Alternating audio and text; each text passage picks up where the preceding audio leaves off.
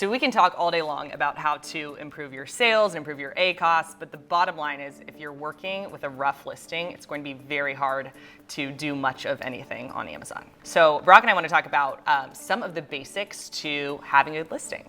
So we've got a listing pulled up and we're just going to run through what makes a good listing. So first thing, right at the top is your title.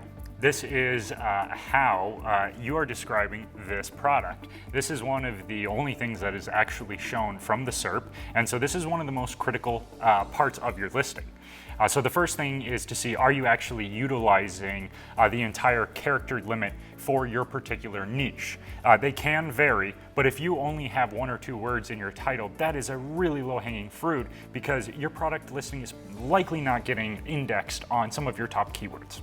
And beyond indexing, I would say the title is one of the few things that every buyer will actually fully read on Amazon. So something I also like to do is take a look at all of the top sellers. So I will search for the main keyword for a product and take a look at who is winning the top organic spots and what do they have in their title. Are they really highlighting a differentiator? Is there something it seems people are searching for? How can you emulate their title without copy pasting, obviously, but you want to make sure that you're able to compete with big dogs. I think one of the important things to note with that is there's been a bunch of different iterations on what is like an optimized title over the years, and 5-7 years ago, keyword stuffing was extremely effective. And some people will tell you keyword stuffing, the title's dead and it should be extremely short. And really what we're seeing working over and over is just a balance between the important keywords for the algorithm to index your product and then the actual human that's gonna have to read it. So if it's just a bunch of gibberish, and a human can't read it, well, then you're not gonna have a very good click-through rate from the SERP. But then if the human side can read it really well and it's 1 to 2 words, but then you're missing out on all of your top keywords and then the algorithm doesn't index you, again, you're out of balance. So finding that sweet spot can be difficult, but we do recommend balancing between both and not focusing on one or the other. Definitely. And it's always good to take a step back and just think, if I were just shopping for this product on Amazon and I read this, would I understand what this product is and would I want to buy it?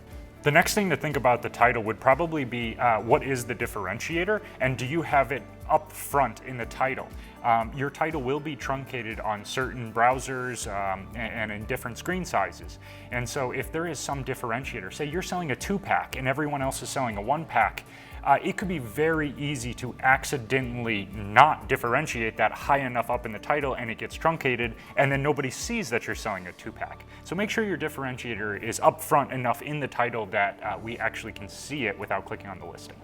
So next down would be the bullet points. Let's talk about the bullet points. All right, so maximizing the bullet points, definitely a good idea. Again, this isn't going to be as important as the title, but I think it's worth keeping in mind that you really want to make sure this is calling out your differentiator for the person that is going to be buying your product. Don't just fill this out with a bunch of miscellaneous information that nobody really cares about. Make it very concise and to the point of your differentiator, why they want to pick your product over the competitors. Definitely. And something people used to do a lot was put emojis in the description. So each bullet point would start with an emoji, and Amazon does not like that anymore. No, they did say they would ban everyone doing it, and then they never followed through. It's likely not a good idea to utilize that in our testing. We do find, unless you're running some kind of brand focused on whatever that emoji is, it's probably a good idea to go for a more professional listing and skip the emojis. Definitely. I do think it sometimes looks nice to have like the first sentence in all caps to really highlight, what point you're getting across in the bullet point. Obviously depends on what your content is, but there are ways to make it look a little bit more organized. Yeah, and I think the capitalization is interesting because that's one of those things where you're emphasizing it to the person that's reading, and then the rest of the sentence might be a little more focused on just getting that content in there in the listing, and your eyes are still really drawn to those caps. And so I do think that is a common strategy that's rather effective at calling out that differentiator if you really fill those bullet points out. Mm-hmm. And what about how Amazon indexes the importance of all this? Because I know there's always speculation on, are my bullet points more important? Is my description more important? What do you think about that? Yeah, that's a great question. And to be honest, it is ever changing. So most important is your title. At the end of the day, your title is the most important thing to index for your listing. You also want to make sure that you're maxing out your back-end search terms. And while these won't be shown on the product page, and so we're not going to dive into them too much right now, you need to be filling out your back-end search terms. That is extremely important. Now, we do think that you should balance the product description as well as the bullet points, but as we'll be talking about in a minute, the enhanced brand content can throw some curveballs into the description, and you might want to prioritize enhanced brand content. Let's talk about the product photography. That's a good one. This Pro Seller series is brought to you by Sellozo, which is the very best Amazon advertising automation solution on the market.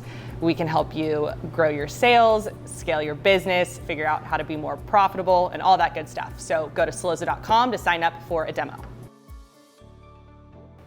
So this one, this changes niche by niche. So there are some specific niches that will take different strategies. And there are some niches that will get into a bit of a gray area within Amazon's guidelines for the photos, because what everyone in the industry is doing might not match exactly what their guidelines are. So what do you think is the most important thing for the product images for sellers to remember?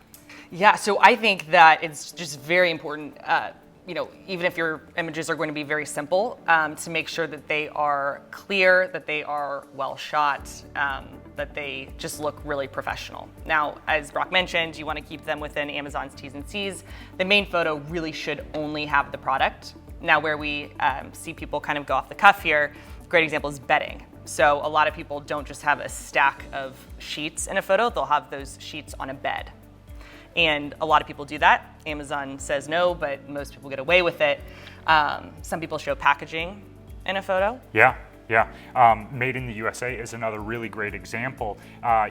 You are not allowed to put that in text on the photo, yet over and over we see this where they will actually edit that into the photo to trick the algorithm into thinking that this is somehow part of the image. And again, it's very frequent. You could have this photo removed. It is in violation because you're putting text on the photo. I mean, just showing a bedroom for the bed sheet space is a great example. Amazon Basics always just has a stack of sheets. Every other listing has an actual lifestyle photo as the main image. If you tried that in other niches, though, you will not be able to get away with it. So it does depend niche by niche. Definitely. And what about infographics as secondary photos? I think it's super critical. Again, I think it should be emphasized on the person that really is diving into the product, and so the infographic needs to call it differentiators. Don't just put meaningless information in there because you think you need an infographic. Remember, this is actually convincing someone they need to be buying your product over your competitors. So have them if you have something to call out. And we're also really big into lifestyle photos because the Amazon listings are so formulaic, which makes them very easy for all the shoppers to digest, but there's not a lot of spots for you to add your own creative bend. So making sure that you are at least adding a couple of lifestyle photos, even if it's a stock image that you've had rendered with the product, it can really make a difference in people thinking that they're buying from a legit brand as opposed to just some random product on Amazon. I definitely agree with the lifestyle images. I think that's critical, and it might cost a little bit up front, but it is very important to get that on the listing because you are selling what this customer's problem. They're searching for a solution, they're buying a product, and they really, they connect if they can see another person or in the pet space, an animal. And so I do think the lifestyle images are one of the most critical additions to a listing that you can have. And on top of that, lifestyle videos.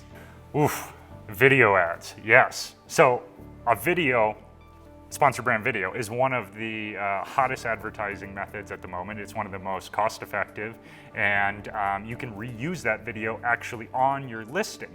So uploading that video is extremely beneficial for you. Having it lifestyle oriented would be great, and then you can double dip on that and use that for your sponsor brand video ad, and that does cut the cost down of it, and then you check two boxes at once with those videos. I especially like videos with like beauty products where you can actually see how something is used or it on a real person. But even if it's not such like a specific obvious use case, videos even for seemingly boring products work really, really well. Now, there's a couple other things that will show up directly below your product images. They are a bit newer and they are very advanced as far as what percentage of sellers are actually utilizing them, and that is virtual bundles. So virtual bundles show up directly below the product images. And Chloe, how are some of the reasons, or why are some of the sellers using virtual bundles and what are they doing with those? Yeah, so virtual bundles are a great way to get people to buy more of your products at once. So for example, if you are selling, a computer cord that also goes with like the plug-in, and people always buy those together, but they're two separate listings because they are two separate products.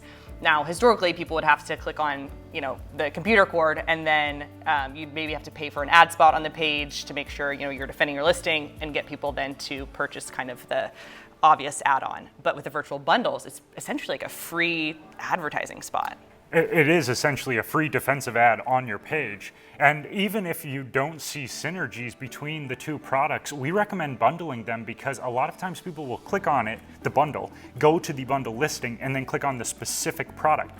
And you don't have to pay for those clicks. So if you are doing any kind of defensive targeting campaign on your own listings with your other products, you should definitely do virtual bundles because you won't pay for those clicks and you may actually start selling the bundles even if you don't expect to. Definitely, and it works really well too, really across categories, but when people are trying to really build out their brand on Amazon and someone gets hooked on a certain collagen powder and maybe you have another supplement in the line and someone really likes that collagen, they're willing to try out the other item that they might not have seen because it didn't show up in the search results. And so it's a great way to just expose people to a whole line of products.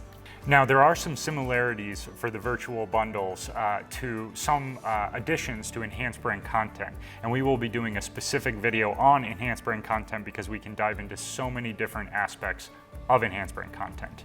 Just do keep in mind that enhanced brand content takes the place of your product description, and you do have to be a registered brand to utilize this. So if you are not using enhanced brand content, as far as product description goes, we really haven't seen too many changes for what is working for those. I would say the big thing is just making sure it's not a giant chunk of text. Yeah, again, always just think about you as a shopper. Like, what would you want to see on a listing? Another obvious place to max out the character limit, but you want to make sure that you're putting it in paragraphs and that it's pretty easy to digest and that it's all very relevant, even as you are including all of the keywords that you want to be indexing for.